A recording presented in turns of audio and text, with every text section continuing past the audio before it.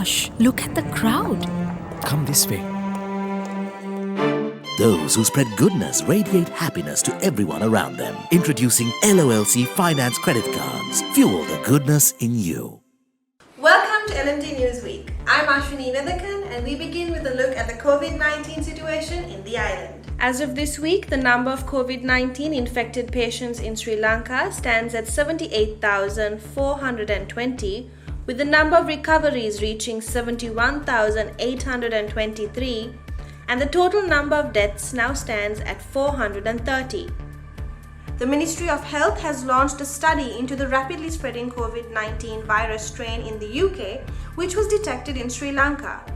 According to the president of the Sri Lanka Association of Government Medical Laboratory Technologists, although the new variant was identified in Colombo, Avisavala, Biagama and Vavuniya, this does not imply that it exists only in those areas. He went on to add that a national program to initiate proper testing to identify COVID-19 variants and how they spread has not been implemented yet. The inoculation for parliamentarians against the coronavirus began earlier this week, with 19 receiving the new jab.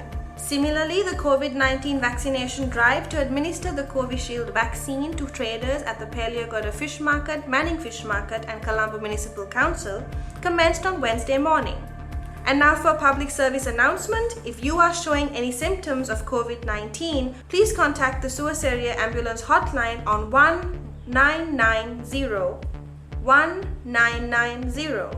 And now for a roundup of local news. A total of 832 passengers, including Sri Lankan expatriate workers, who were stranded overseas, arrived at the Bandaranaike International Airport earlier this week. All passengers were subjected to PCR tests at the BIA laboratory and sent to a government-operated quarantine center. The number of road accidents in Sri Lanka has risen to 120 a day, rising from around 84 in 2019. Police spokesman Deputy Inspector General Ajit Rohana pointed out that 10 or 11 people die in road accidents every day, which is too high a number, and people should be more vigilant to prevent accidents. And in other news, the Supreme Court is hearing a fundamental rights petition filed by 32 senior superintendents of police seeking the annulment of the appointment of Sri Lanka's first female Deputy Inspector General of Police. While various parties expressed mixed feelings about this petition on several grounds, including the gender of the officer and the alleged violation of the fundamental rights of the petitioners, this will be a landmark case in the history of Sri Lankan police.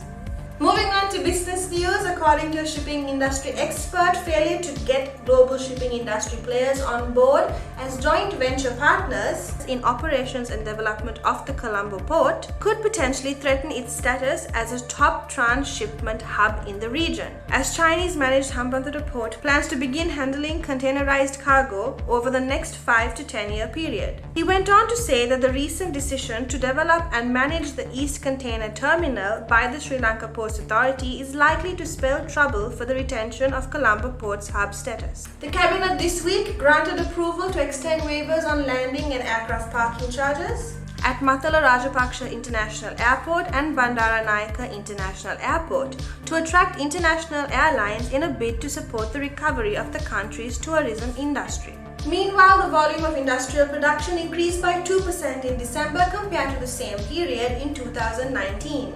In the manufacturing sector, the manufacture of machinery and equipment showed a remarkable increase in production during the fourth quarter of 2020 compared to the corresponding period of the previous year.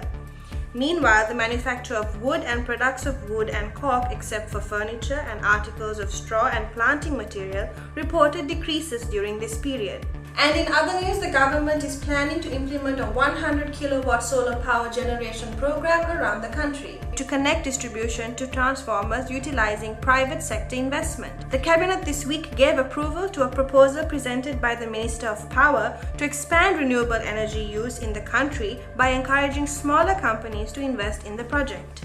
And now for a roundup of global news. The total number of COVID-19 cases exceeds 110 million, with the recovered number surpassing 85 million, while the number of fatalities is over 2 million. Experts now claim that another coronavirus variant with a potentially worrying set of mutations has been detected in the UK. The variant, also known as B1525, has been detected through genome sequencing in 10 countries including Denmark, the US and Australia, with 32 cases found in the UK so far. The earliest sequences were dated to December and cropped up in the UK and Nigeria. In global business, Bitcoin blew through another milestone, surging past $50,000 for the first time. However, JP Morgan analysts now state the record high isn't sustainable unless the cryptocurrency's price swings cool down quickly. Meanwhile, China is now the European Union's biggest trading partner, overtaking the US in 2020.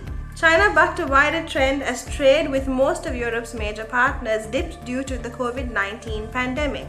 China was the only major global economy to see growth last year, stoking demand for European cars and luxury goods.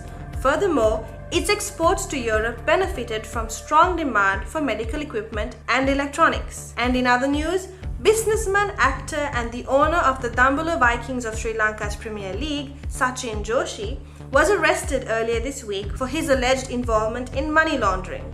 Facebook faced backlash from publishers and politicians on Thursday after blocking news feeds in Australia in a surprise escalation of a dispute with the government over a law to require it to share revenue from news.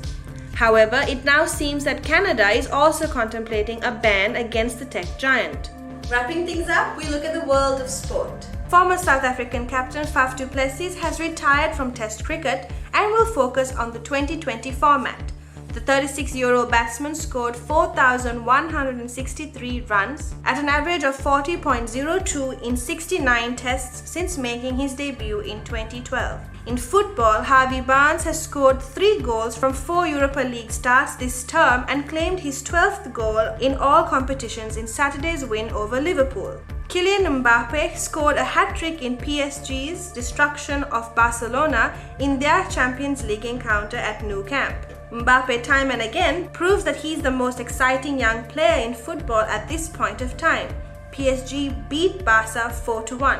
In tennis, Japanese sensation Naomi Osaka, American underdog Jennifer Brady, and men's world's number 1 Novak Djokovic are all through to the final of the Australian Open. And finally, Sri Lanka will leave for the Caribbean islands on Tuesday, the 23rd of February, to take part in a cricket series across all 3 formats. However, the 3-member National Selection Committee is yet to be announced to name the final squad for the tour. Sri Lanka will play 3 T20Is, 3 ODIs and 2 tests under a biosecure environment in Antigua. That's all the news we have for you this week. Don't forget to subscribe to our YouTube channel and follow us on Facebook and Twitter. Thank you for watching and stay safe.